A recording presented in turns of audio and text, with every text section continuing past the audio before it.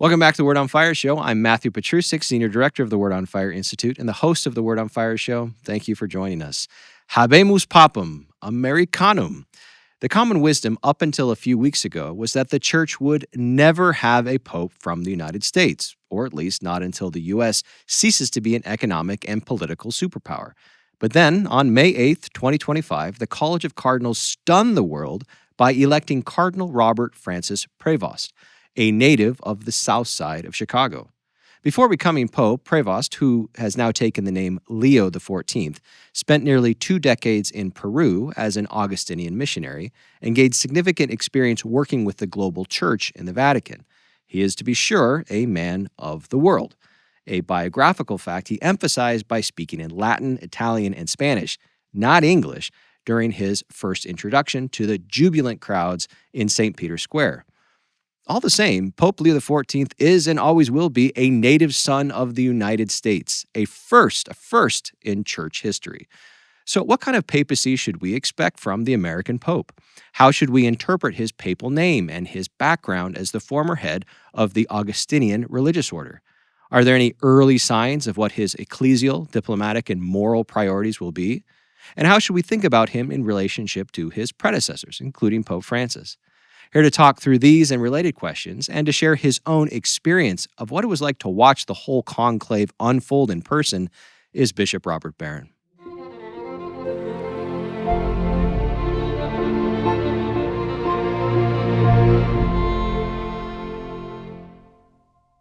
Bishop, welcome back to the studio. Thanks, Matt. Always good to be with you. So today we're talking about what we might be able to expect from a Pope Leo XIV. I'm still getting used to saying that, Pope Leo XIV papacy, and what it was like for you to be there as the whole drama unfolded. But before we do, you also recently took another trip to our nation's capital to spend some time in a rather famous rose garden. So tell us a little bit about what that was about. An extraordinary about 10 days, because I was with the president in the rose garden, and then about 2 days later, I flew to Rome to be there for the papal election. So it was a wild 10 days. Well, I was invited by the president to be part of this commission on religious liberty. And, we bishops have been concerned with religious liberty now for the past, 25, 30 years. It's been a major concern of ours. We have a committee dedicated to it. I'm on that committee. So when I got that invitation from the president, I thought, well, look, he's reaching out to a Catholic bishop to seek advice on an issue that we bishops think is of enormous significance. But why would I say no to that? So that's what motivated me to do it. Then they invited me to come to the ceremony and do a prayer at it. So that's why I actually went to Washington. I got a terrible sunburn with my Irish skin sitting in the rose garden because the president was delayed about an hour, whatever he was doing. And then he gave kind of a long speech. And the whole time the sun is just beating down on me. So when I got to Rome, I was in kind of bad shape. It was like when I was a kid. I would get sunburned and my skin would peel and all that. So I had a adventure in dermatology at the rose garden. But it was an interesting day, and President Trump spoke about religious liberty and lots of other things, and then he invited us briefly into the Oval Office, for pictures. We're going to meet a lot, actually, in the coming year. I think it's every month, with a couple of exceptions. And then we're supposed to produce a document by next July, by the anniversary, the 250th anniversary of the country, recommending, some changes and maybe in our public policy and about religious liberty. So that's the charge of the commission. A person I thought of a lot after I got the invitation was the famous Father Theodore Hesburgh, who was president of Notre Dame University back in the 20th century from, I think, 1952 to 1987. Hesburgh was a major public figure, and I checked this with my friend, Father Bill Miscampbell, who is a biographer of Hesburgh. He said, yes, he served on 16 separate presidential commissions under 5 presidents. 2 Republicans and 3 Democrats. So Hesburgh, civil rights and many other things. I thought, well, that's really what I'm doing here is accepting invitation from the president. And something Hesburgh said, I noticed, was it's hard to say no to the president. And I think that's true. Not that you're co-opted or brought into endorsing every single policy, but on this particular issue, he's seeking my advice. Right. I'm happy to give that. Well, this news was widely cheered within the church, online, and outside of the church as well. But some usual quarters of complaint registered some principled objections. So what do you say to critics who say, look, a Catholic bishop does not belong on anything formally to do with any administration. I just think that's false. All he's asking for is advice in the formulation of public policy. Why not be a Catholic voice around that table? If the president's reaching out to say, help me formulate good public policy in this regard, we think it's very important, and he wants a Catholic voice around the table. Why would I say no to that? Right. If it ever reached a point where I felt that principles were being compromised or something was being done that I was opposed to, I'd quit. Look, I'm not angling to become governor of Arkansas or something. I mean, what can the president give me? I got a sunburn from being in the Oval or in the Rose Garden, but I mean, I'm not angling for political position. Right. So what's the benefit? Yeah. No. So I just see myself as offering a Catholic perspective on these things, and the commission will last maybe for a year, and then it'll be over. Yeah. So no, I think those are silly objections. Yeah, it's a highly commonsensical And then response. again, the same thing will be against Hesburgh. Why not go after Hesburgh for 16 times becoming a presidential commissioner? Right. Well, let's now turn to today's topic, which is looking at this new papacy, the stunning election of Cardinal Robert Francis Prevost to the papacy, who's now taken the name of Leo XIV. Before analyzing his background, his theological influences, the significance of his name, everybody wants to hear what the experience was like for you to be there on the ground before the conclave started to its conclusion. What was that like? It was exciting. I was there 12 years ago doing commentary for NBC. And it was funny, man. I don't remember that as being, how would I put it, as being somewhat exciting, or I wasn't nervous. I was just there and, okay, they're electing the Pope, and who's it going to be? Well, let's find out. This time around, I think everybody was a little more on tenterhooks and, well, who's it going to be? And what direction will the church go in? And so there was that excitement about it. Do you have a sense of why there was that difference? I don't know entirely. Maybe just for me, because I'm a little more engaged. I wasn't a bishop, 12 years ago. I was rector of the seminary at the time, but not a bishop yet. But there was great interest, excitement about it. And then the way the election unfolded was so surprising because a lot of us were expecting a longer conclave, that there'd be more divisions and they have to kind of work through and maybe find a compromise candidate. So I was predicting, Friday, and maybe there'd be 7, 8, or 9 ballots or something. Turned out to be exceptionally fast. And I was actually on the roof of Bambina Maria, which is this religious house right next to St. Peter's. And NBC was on top of that.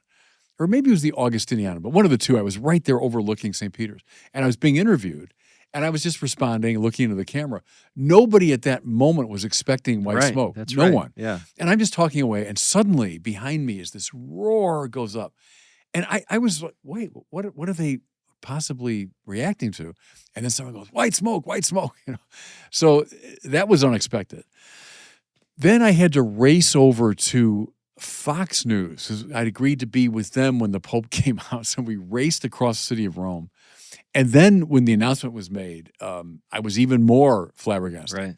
Prevost's name had been mentioned, but all of us, myself included, all the commentators were like, I suppose it's possible, but they're not going to elect an American.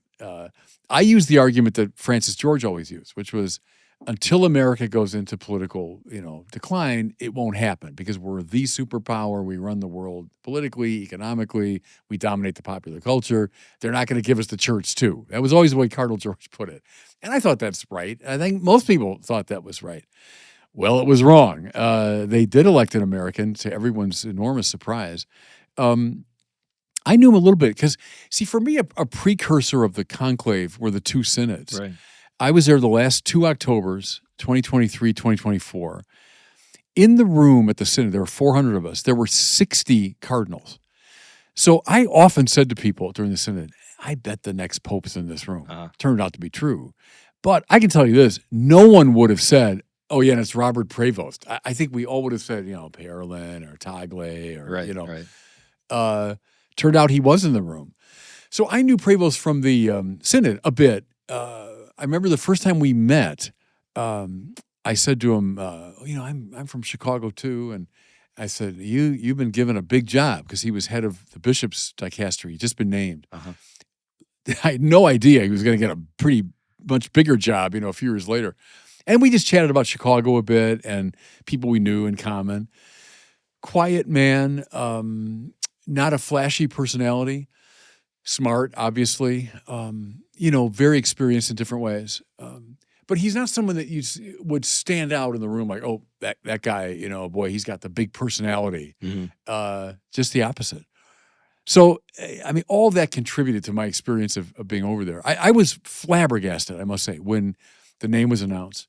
And that added to the excitement of it. Oh, well, you and everyone else. We'll talk more about the American part of his identity. But to back up sort of before the conclave, there was a lot of chatter that the fact that Pope Francis had selected so many cardinals from outside the traditional power centers, outside of the Vatican, that was going to have a significant influence on the new pope. Do you think that prediction played out in any way? In a way, I think it did. There's so many from the third world. And again, I think of the synod. It was like a warm-up for the conclave, because the synod, too, people from all, Africa, Asia, Latin America.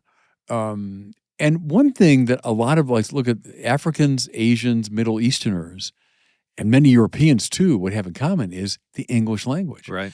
And so someone that speaks English, at the synod, I think we had 12 or 13 tables of English speakers, maybe 7 tables of Italian speakers, maybe 4 of French, maybe, English was the dominant language. Right. And English unites the world. That was a beautiful thing.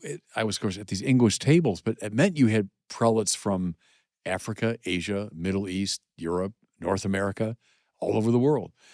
I think that was important, that there was an English speaker who was one of the candidates, united a lot of these disparate figures. And, let's face it, too, a lot of people that didn't know Rome very well, they weren't part of the kind of inside baseball crowd. They weren't curial people.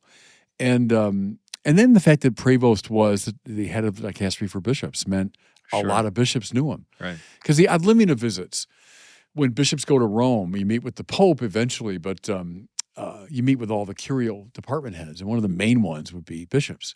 And because we always have concerns or issues or questions. And so he would have met a lot of bishops from around the world, including cardinals.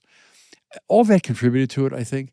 He was, I think, something of a compromise candidate, which is often the case in conclaves. If, let's say, a Parolin that everyone mentioned, I think he did get a lot of votes. Erdo on the conservative side, I think, did get a lot of votes. But it became clear pretty quickly, I think, that neither one was going to carry the day. I've heard there's rumors of other names like Otagle and others that might have gotten some attention. Even Cardinal Sarah, I heard that. And this will come out. It always happens. They take vows secrecy, but it all comes out eventually.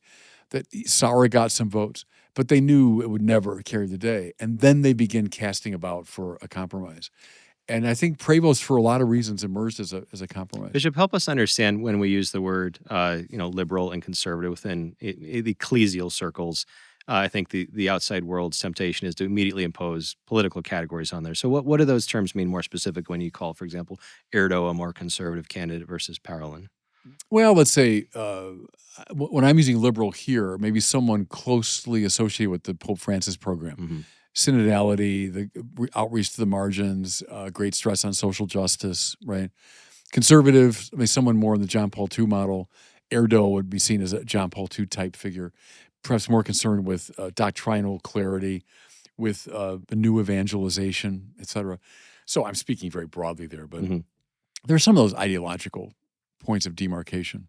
Another very important dimension of the conclave, again, before we move into looking at Pope Leo in more detail, is just the media presence that was there. And you were intimately involved with all of these different major media networks. And what I found fascinating is they sent their A-list talent to go cover the conclave. And so I wanted to get your sense of why do you think there's such external interest in what's going on at the conclave, and to the degree they're sending their top talent, especially when a lot of the same media doesn't share the same values that the church has. They know the importance of the papacy. I mean, period. Whether you like the Pope or not, whether you like the Catholic Church or not, they know the power of the papacy. He's the most important religious figure in the world, and that's not Catholic jingoism or putting anybody down. It's just the fact. The most recognizable, the most influential religious leader in the world is the Pope. And so naturally people are interested. Does he have a huge political and cultural impact? Yes, obviously. So the news people are interested in that. Also, I would say the inherent drama of it. I mean, no one does drama better than the Catholic Church. Yeah, And that's true. we invented it in a way. You know, that what we call theater and all that often it really came out of the Catholic liturgy. Yeah. And so just the fact of, the smoke and the Sistine Chapel and then the dramatic appearance of the Pope on the loggia. I mean, all that stuff is so beautifully crafted, and it's just designed for television and designed for drama and what's happening. And no one does that better. And so, the news people, they all love that. I found they were all interested. I appeared on a whole slew of networks this time. 12 years ago, I was with NBC exclusively. This time we did kind of a freelance thing, which I like better. I was on CBS, NBC, ABC, CNN, Fox, EWTN, all these different outlooks. And they were all good. They were all interested.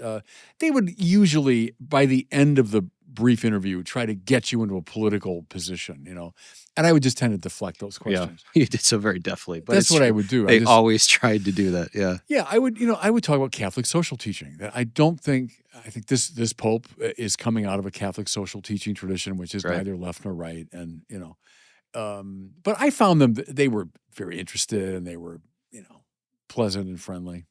As part of my duty as host to represent our loyal viewers, burning questions, I have to ask you, Bishop, about the Panama Jack hat. Oh.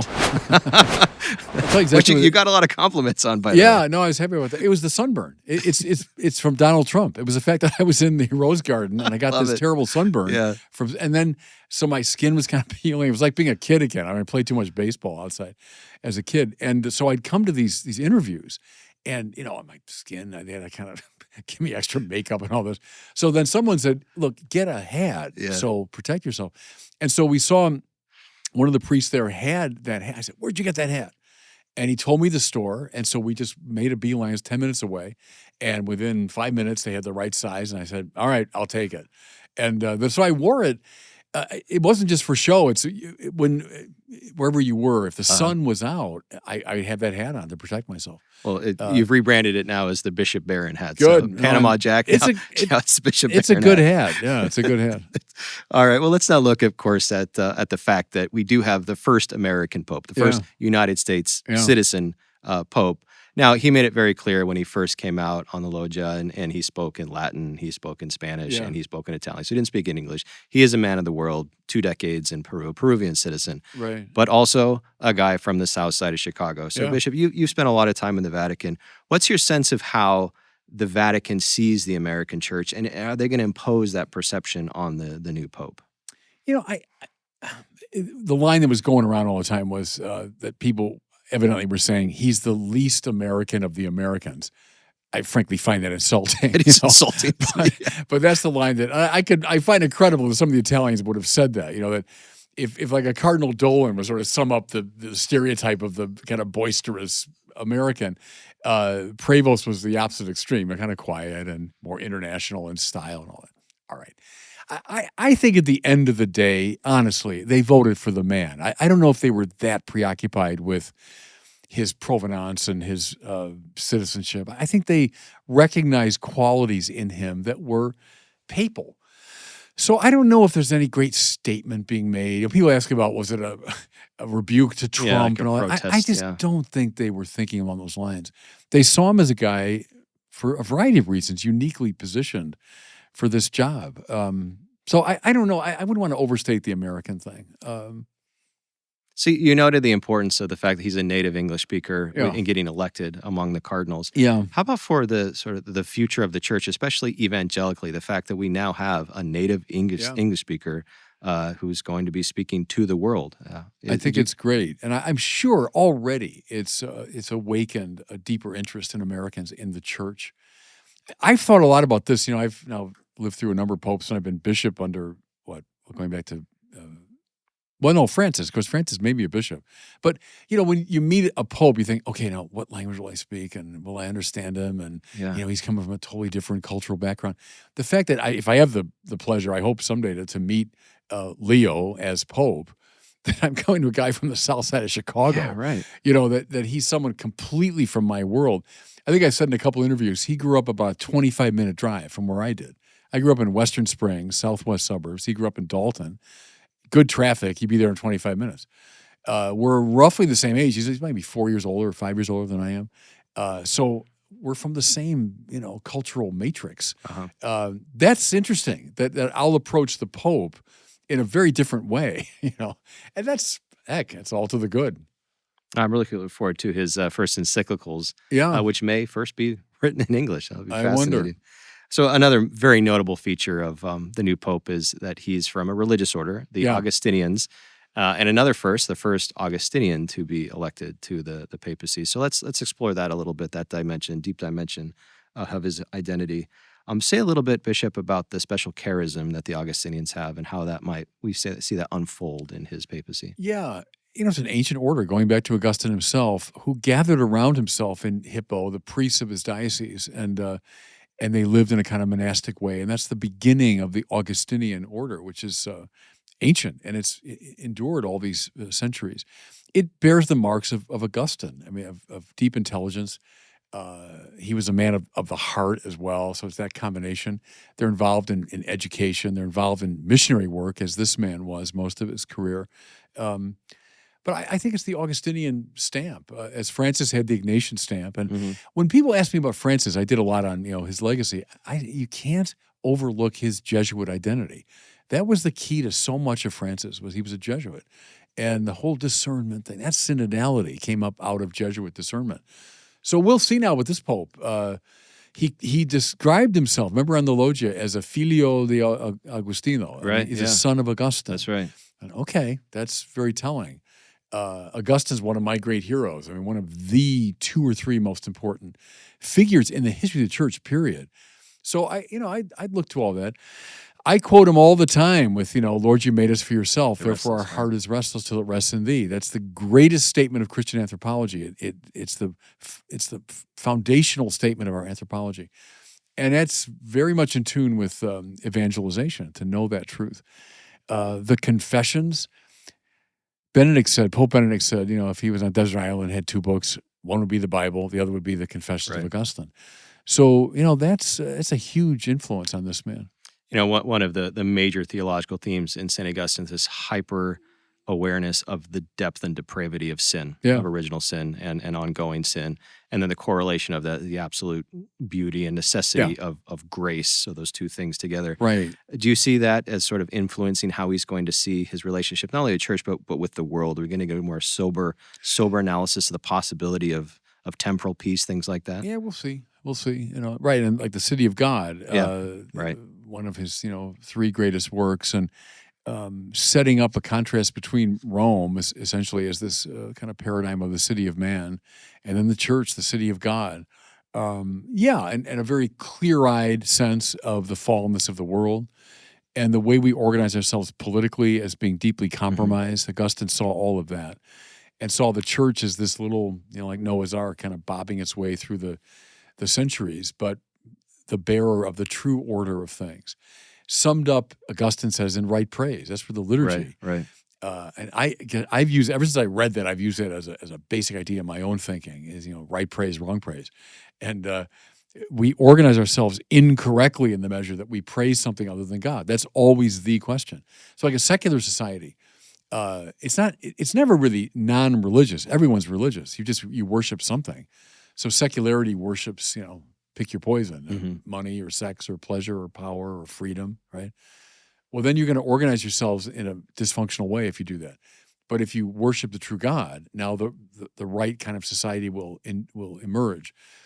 I think, sure, that's bound to influence this man's thinking. It's his whole formation. What do you take of the motto he chose, which in Latin is in illo uno unum, which means in the one Christ we are one? That's Augustine too, Right. And in his coat of arms, he's got the Augustinian, the pierced heart, right, which is a symbol of Augustine. And you think of, the cor ad cor loquitur of Newman, which is kind of an Augustinian with the restless heart and all that. And that's Augustine. In Christ, we find our unity. Don't seek it somewhere else. You seek it somewhere else, you're not going to find it. In fact, you're going to fall apart. So, right, in the one Christ, we're head and members. And so the totus Christus, Augustine says, the entire Christ, that's the church, head and members together. Where's that expressed? In the liturgy, See, and I'm influenced there by Pope Benedict, who was deeply Augustinian, where again the liturgy is not some little side offering for hobbyists of Christianity. It's what it is all about. The liturgy is where we act out who we are, right? So we'll see with this man too if the liturgical interest plays itself out. So that was Augustine's commentary on Psalm 127, and I looked it up just very briefly. I thought it was interesting. It says, "Unless the Lord build the house, they labor in vain who build it. Unless the Lord guard the city, in vain does the guard keep watch." Seems to be a shift from a focus on what can we do as individuals, what can we do in the world, to what is the Lord doing. He's the doctor of grace, right? So grace comes first, right, and all that. Do you see? So one of the comments you made on a regular basis before his election was that you were hoping to see a papacy that really stressed sort of the supernatural dimensions of the faith, specifically the proclamation of the gospel of Christ crucified and Christ resurrected. Are you seeing indications that that's where this papacy is already moving? It's the first thing he said, isn't it, about declaring the risen Christ in the gospel? Yeah, see, what was annoying me, and I said this, I think on X, and I said it on TV as well, is this relentless politicization. So, I mean, what's your political position on immigration? Well, all right, there are ethical and indeed political implications that follow from the gospel. True. But the gospel is not your position on immigration. The gospel is Jesus Christ risen from the dead. That's the good news. Are you able in a compelling way to announce that? Do you believe it? And do you want the world to know about it? Now, from that, follows conversion. From conversion follows moral renovation. From moral renovation follows certain political convictions. Okay. But when we rush to, okay, what's your political view on X, Y, or Z?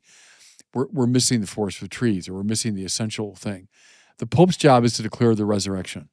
So that's what the Pope should do, So let's look at least briefly at the name that Cardinal Prevost chose, Leo XIV. Of course, this is in the line coming after Leo XIII. Yeah. So what significance do you see in that choice? I see a lot in it, and I was very pleased when I heard his name, because I said this on the air too a couple times, is think of the recent papal names. Almost every one of them would have been really loaded. If you said, I'm John Paul III, okay, and now I kind of know where you are. I'm John the 24th. All right, now we know this guy's going to. Yeah. I'm Pius the 13th, okay. Almost any, or I'm Francis II, right? Any of those would have right away pigeonholed someone. The fact that he went back well over 100 years to this indeed pivotal player, Pope from 1878, I think, till 1903. So it avoided this difficulty of getting pigeonholed right away. And he chose someone who indeed is reverenced by more liberal Catholics and more conservative Catholics. Leo XIII, the father of the modern Catholic social teaching tradition, Rerum Novarum. So you might say the liberal Catholics really like that, social justice. Same time, Leo gives us the St. Michael prayer. Leo, who saw very clearly that the 20th century would be a century that belongs to the devil and would be marked by the worst kind of moral outrage. And if someone's saying that whenever he said that, late in his life, let's say 1900, what are you talking about? The 20th century is a century of progress and science and, economic reform and liberation. No, it's the Christian century, indeed, that the magazine. That was the confidence. He was right. I mean, the 20th century, arguably, is the worst century in human history in terms of the piling up of corpses. So, I mean, talk about someone who was very clear-eyed about sin and all that. Well, that was Leo XIII. Right. He's also the Pope of the Thomistic revival, which is very close to my own heart. He wanted to use Aquinas not as a way to go back to the Middle Ages, but to creatively engage modernity. The Church had said no largely to the political revolution of the 18th century and the philosophical innovations of the 19th century, especially Marxism.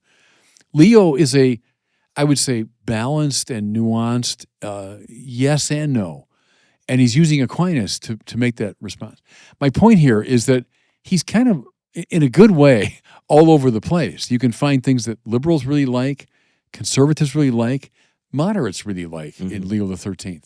So choosing that name, I think, was a real bridge-building move on his part.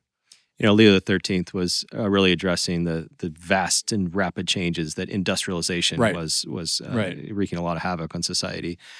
Leo XIV is really looking at AI Yeah, and right. technology. How do you see the sort of the resources that Leo XIII provided being helpful for addressing this different kind of change in Yeah, society? he himself said that, didn't he, when he was asked about his name? I thought was interesting because, right, there's this sort of change in technology and in political arrangement in the late 19th century, and then something analogous going on today.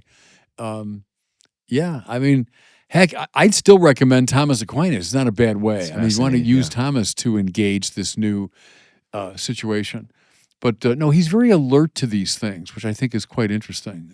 There's nothing naive about him as he's looking at the situation today. And in choosing Leo, um, creative engagement with modernity, Hmm. not simply the no, and not simply the yes of like certain post-conciliar types. They would, oh no, just the modern world sets the agenda for the Right. church, and we must yes to the modern world.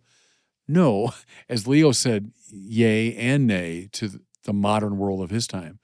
So we must do that as well. So wise. Yeah. In several interviews that you've already given, you've been identifying Leo XIV as a bridge figure. Say a little bit more about how you interpret him in that way. Well, I think he's alert to the fact that we have these divisions in the church. I think every smart person is.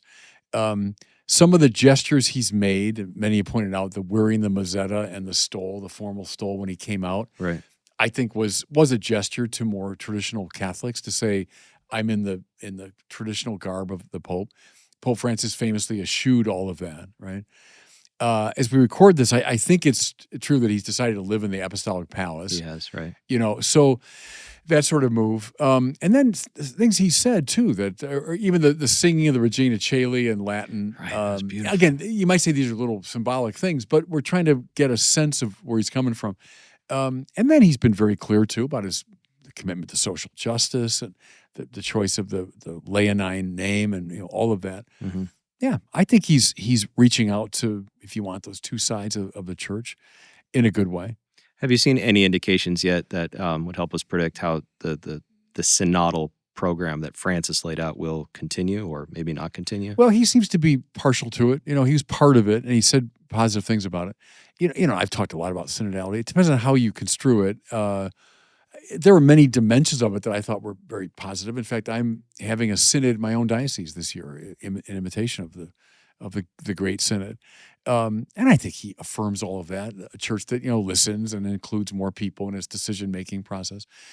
The shadow side of it, as far as I'm concerned, is this kind of open-endedness. And what about with our doctrines being, reconsidered, things that have been sort of settled? Are they being unsettled? Mm-hmm.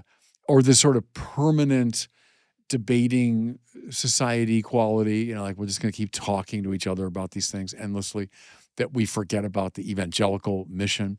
That to me is the shadow side of synodality. My hope would be he retains what's good in it and cautions what's bad in it as it goes forward. But we'll have to see. And finally, Bishop, before we turn to our listener question, what would you say are the 2 or 3 most pressing issues, both within the church and in relationship to the world, that Pope Leo is going to be confronting? Well, first of all, I'd say that the new evangelization. I'm looking at the West. I think disaffiliation, especially of the young, being attentive to these positive signs right now of younger people who are turning toward religion. I think that still, from Vatican II through the post-conciliar popes right up to him, is still the mission, the new evangelization, expressing the faith in a compelling way. Inside the church, the financial stuff. I heard that a lot when I was in Rome, and that's not my area. It's not my bailiwick, finances, But a lot of people said the cardinals are well aware that the church is in some trouble financially. And maybe we underestimate the role that his being an American played in, someone that can handle finances, or reconnect the church to some of its American supporters, some of whom fell away during the Francis years. Mm-hmm. Maybe. But I think he does have to confront that issue. And I do think clarifying the synodal reality, as we just said, it would be a desideratum. To take what's valuable in it, but also to caution, what was problematic in it, to kind of ride herd on synodality, I think would be a top priority of this Pope. Let's now turn to our listener question. Today we have Paul, all the way from Indonesia, again showing the reach of the good. ministry, asking about contemporary misunderstandings of Catholic theology. Hi, Bishop Barron. This is Paul from Indonesia. My question is, what do you believe is the most misunderstood aspect of Catholic theology today? Thank you, Bishop Barron. It's an interesting question. The most misunderstood aspect of Catholic theology. Well, you know what? I guess I would stay with this, that people think we're obsessed with sex and that we're just puritanical. We don't like sex. It's all about limiting our sexual experience. That's what, and I said before in regard to politics, yes, we get to those issues because they're implications from the gospel, but Catholic theology is about the incarnation. It's about the glory of God being a human being fully alive. It's about God's non-competitive transcendence. It's about grace. It's about liberation from the slavery of sin. That's what it's about. We start with all that. We lead with that. It's about the liturgy as the display of the Christian life. Then we get to issues political, moral, and ultimately sexual. The trouble, I think it's misunderstood as, well, Catholic theology is all about, saying no to people's sexual desires. No, it's not that. And when the church says no, it's always a no to a no. Because in Christ is always yes. He's only yes, Paul says. So when the church says no, don't do that, it's because that in question is something negative. That is something destructive. So the church says no to the no, which means it's saying yes, right? So I think that's the most misunderstood dimension of the church. It's the heart of affirmative orthodoxy, right? Affirmative orthodoxy, right. Well, thank you so much, Paul, for your question. If you would like to ask Bishop Barron a question in a future Word on Fire show, please visit askbishopbarron.com. That's askbishopbarron.com. And as always, we love to hear from you. Well, Bishop, this is going to be a highly watched show, I know. Thanks for the conversation. Looking forward to the next one. Always a pleasure. Thanks. That does it for us today. Thanks for joining us on the Word on Fire show. If you're interested in learning more about how Word on Fire can help you grow closer to Christ, become a better evangelist with and for others, and work for the common good, consider joining the Word on Fire Institute. Check us out at institute.wordonfire.org. That's institute.wordonfire.org. And we'll see you next time.